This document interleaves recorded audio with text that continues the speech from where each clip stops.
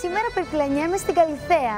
Ήρθα να συναντήσω μια πολύ επιτυχημένη διαφημίστρια τη ζωή, η οποία αντιμετώπισε όπως πολλές ανατροπές στη ζωή της. Τι κάνει σε αυτό το μαγαζί εδώ πέρα που μου είπαν ότι πουλάει το καλύτερο γιαούρτι? Πάμε να μάθουμε. Με το δεξί. Τσακ. Καλημέρα. Καλώς όρισες. Θα κάτσουμε να τα πούμε. Και βέβαια, η αλήθεια είναι ότι έλεγα να σου βάλω πορτοκαλό που ήταν ομά ουρανίας. Τέλεια. Ήσουν διαφημίστρια μέχρι πρόσφατα. Μέχρι το 2009 απολύθηκα, οπότε βίωσα την ανεργία, που ήταν ένα πολύ σκληρό κομμάτι στη ζωή μου. Ήρθε μια ανατροπή, ένα θέμα υγείας. Στο διάστημα που έψαχνες και για δουλειά. Ναι. Η σκλήρυνση είναι γνωστή νόσος, είναι αυτοάνωση. Συνήθως συμβαίνει σε ανθρώπους που στρεσάρονται και αγχώνονται πολύ. Πώς το αντιλήφθηκες?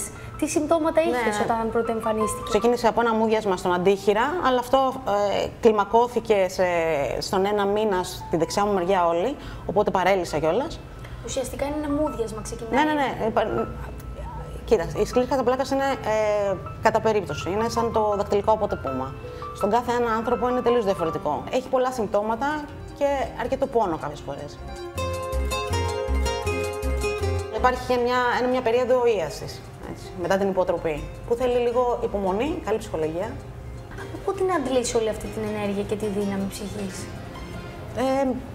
Νομίζω ότι. Όχι νομίζω, είναι από μέσα μου. Δηλαδή, όπως ο κάθε άνθρωπος δεν περιμένει, δεν θεωρώ ότι μπορεί να το σώσει κάποιος άλλος. Είναι προσωπική δουλειά που πρέπει να κάνει ο καθένας με τον εαυτό του.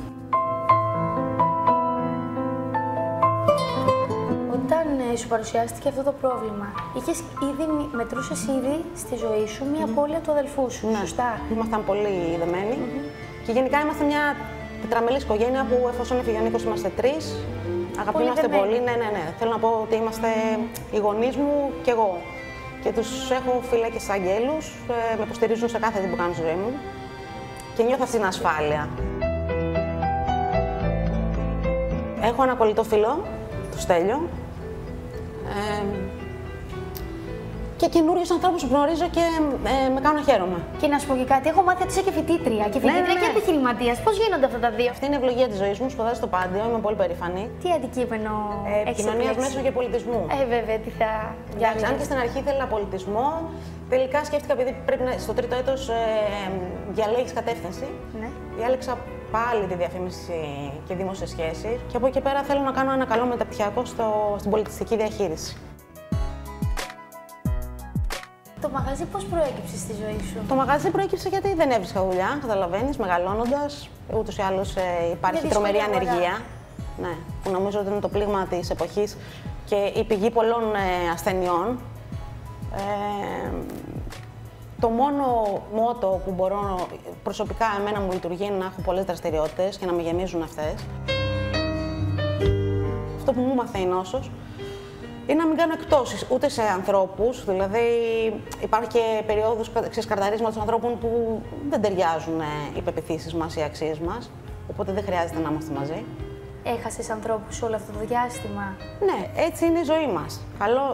Δεν χρειάζεται να βαλτώνουμε, να πηγαίνουμε μπροστά, αλλάζουμε. Το γεμάτο το ποτήρι, λες, έχασα αυτούς, αλλά κέρδισα άλλους, καλύτερους. Έτσι.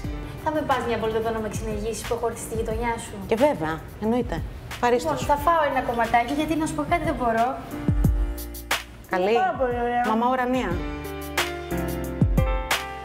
Σ' αρέσει να περπατάς γενικά, κάνεις περίπατο έτσι κατά τη διάρκεια της μέρας? Πάρα πολύ, με αδειάζει κιόλας, δηλαδή μπορώ να σκεφτώ, είναι ένας τρόπος διαλογισμού, να συγκεντρώσω τις σκέψεις μου για το επόμενο βήμα. Και συνήθως το κάνουμε στην καθημερινότητα. Δηλαδή, είτε πηγαίνω στο μαγαζί με τα πόδια γιατί το σπίτι μου είναι πολύ κοντά, όπως επίσης και το πανεπιστήμιο είναι σε απόσταση πολύ κοντινή. Ήταν ένα πράγμα που σου έλειψε κατά τη διάρκεια της ανάρρωσής σου, που μου είπες ότι είχες ένα πρόβλημα κινητικό για 6 μήνες? Ναι, σαφώς. Ήταν και το πιο δύσκολο κομμάτι. Δηλαδή, νομίζω ότι εκεί με έριξε ψυχολογικά πάρα πολύ. Έφτασα στο σημείο της κατάθλιψης. Πέρασα όλα τα στάδια του να με πιάσει θυμός γιατί συνέβη σε μένα, μια άρνηση, μετά να το διαπραγματευτώ ότι εντάξει, εφόσον συνέβη, πρέπει να αρχίζω να το διαχειρίζομαι.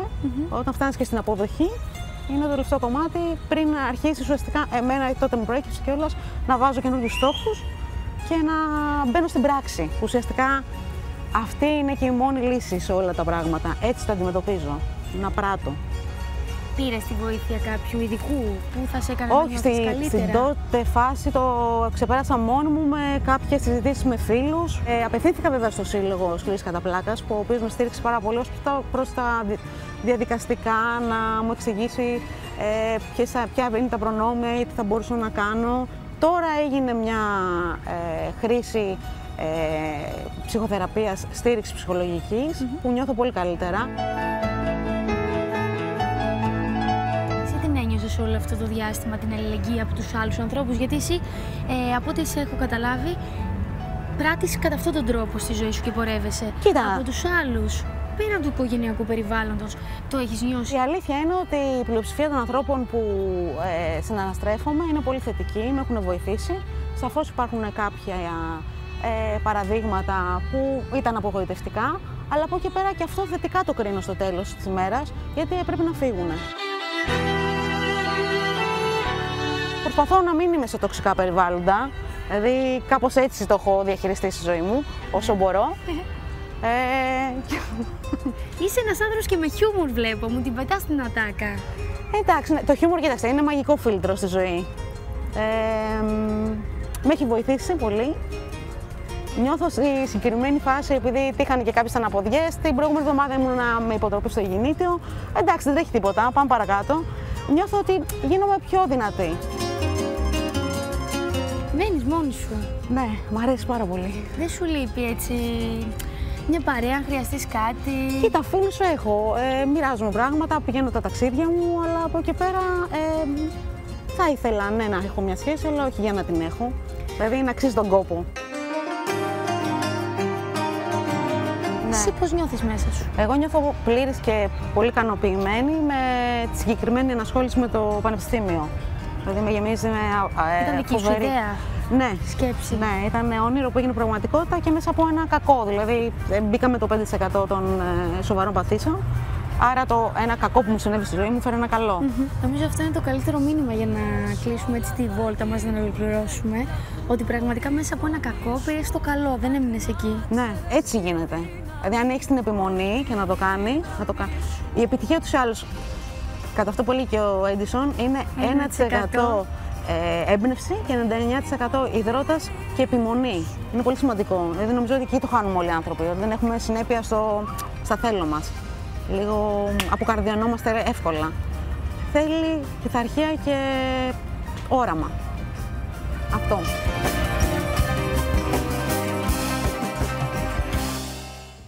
Μου χάρισε πραγματικά έτσι ωραίες στιγμές η ζωή, μια πολύ όμορφη γνωριμία. Ξέρεις τι γίνεται, αυτό που είπε είναι πάρα πολύ σωστό, ότι το χιούμορ σώζει και είναι φάρμακο και εμένα μου αρέσει και το μήνυμα αυτό που πέρασε στη ζωή και εισέπραξα και εγώ είναι ότι πρέπει να τα ζήσεις όλα τα συναισθήματα όταν περνάς κάτι τέτοιο. Μπορεί να περάσεις θυμό, οργή, κατάθλιψη. Δεν είναι κακό να τα βιώνει κάποιος όλα αυτά, γιατί στο τέλος καταλήγει σε κάτι πιο, σε μια γαλήνη, θα το έλεγα, για να αντιμετωπίσει καλύτερα την ασθένειά του.